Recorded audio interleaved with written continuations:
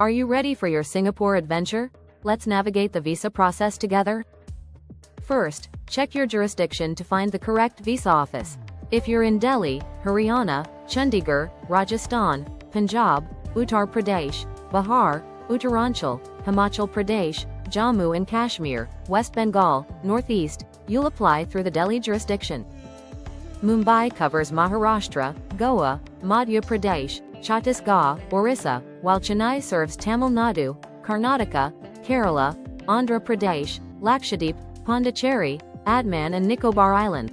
Ensure your passport is valid for at least 6 months from your arrival date.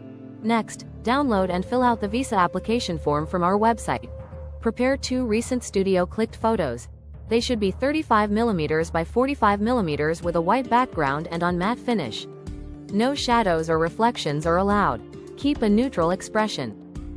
Write a covering letter addressed to the visa officer at the Singapore High Commission, explaining the purpose of your trip. Show proof of your occupation. For detailed information, contact us. Include bank statements for the last 3 months to demonstrate your financial stability. Remember, the visa fees are 1,900 Indian rupees.